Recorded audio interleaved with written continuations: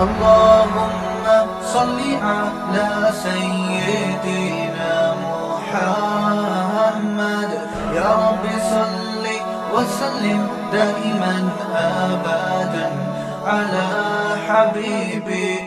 ذوالقرنین کا تذکرہ ہے کہ بہت بڑے بادشاہ گزرے ہیں, پوری دنیا فتح کی انہوں نے. حضرت ذوالقرنین نے, قرآن کہتا ہے زمین کے مشرق کی انتہا میں بھی پہنچے اور زمین کے مغرب کی انتہا میں, اور ایک ایسی قوم کے پاس پہنچے ذوالقرنین کہ وہ قوم حضرت ذوالقرنین کی زبان نہیں سمجھتی تھی. تو ترجمان کے ذریعے اس قوم سے بات ہوئی. اس قوم نے کہا کہ آپ بڑے طاقتور بادشاہ ہو, ہم ایک مصیبت میں مبتلا ہیں, آپ اس سے ہمیں بچائیں. وہ مصیبت کیا ہے؟ انہوں نے کہا یاجوج ماجوج ایک قوم ہے جو زمین میں فساد مچا رہی ہے, تو آپ ہمیں اس سے کیا کریں, اس کے شر سے بچا لیں.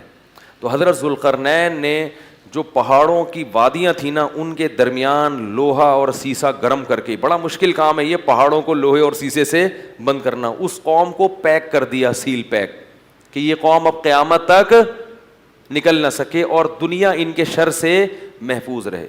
دو جگہ قرآن میں یاجوج اور ماجوج کا تذکرہ ہے.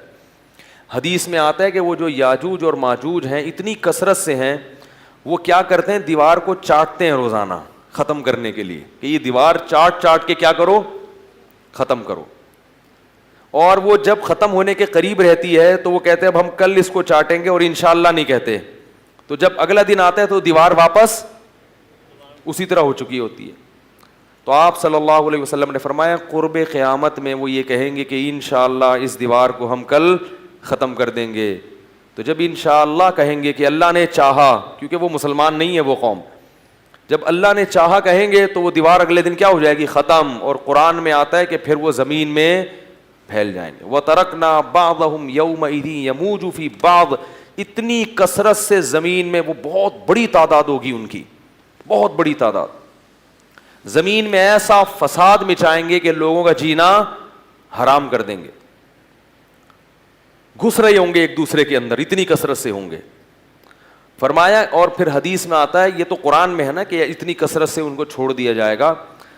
حدیث میں آتا ہے کہ حضرت عیسیٰ علیہ الصلاۃ والسلام جب نازل ہوں گے تو پھر یاجوج ماجوج کو ختم کریں گے, ان کی لڑائی ہوگی, وہ اللہ سے بد دعا کریں گے. پھر حدیث میں آتا ہے کہ اتنی لاشیں جب وہ مریں گے نا, اتنی لاشیں ہوں گی کہ ان کی لاشوں کی کثرت سے زمین میں بدبو اور تعفن پھیل جائے گا, اور اتنی لاشوں کو ٹھکانے لگانا مسلمانوں کے بس میں نہیں ہوگا.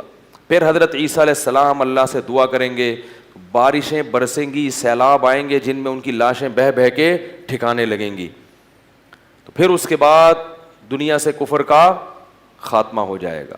پھر آپ صلی اللہ علیہ وسلم نے بتایا کہ حضرت عیسیٰ علیہ الصلاۃ والسلام کی معیت میں ایسا زمین میں پھر انصاف پھیلے گا, ایسا انصاف پھیلے گا, ایسی اللہ کی عبادت ہوگی کہ برکتیں نازل ہوں گی.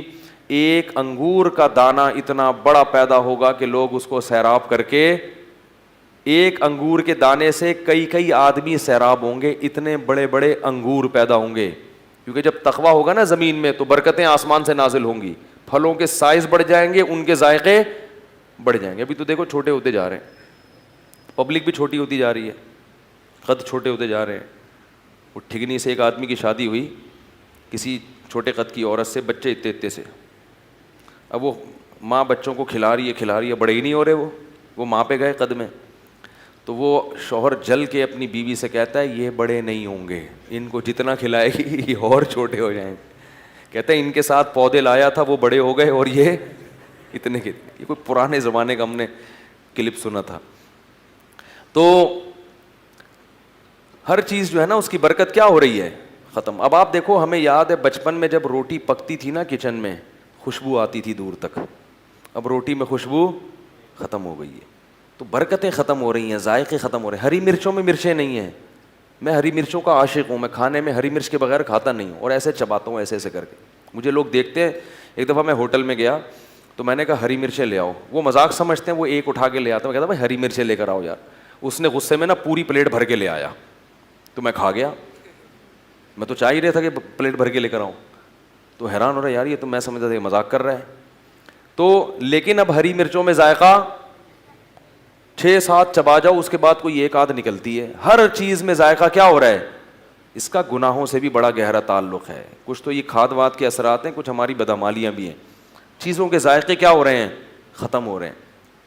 تو انار حدیث میں آتا ہے اتنا بڑا پیدا ہوگا کہ انار کا جو چھلکا ہے نا, اس میں اس کو لوگ سائبان کے طور پہ استعمال کریں گے. اتنے بڑے بڑے چھلکے لوگ اس میں بیٹھ کے چھاؤں کے طور پر رکھیں گے. اتنے بڑے انار پیدا ہوں گے اور ایسے ذائقے دار.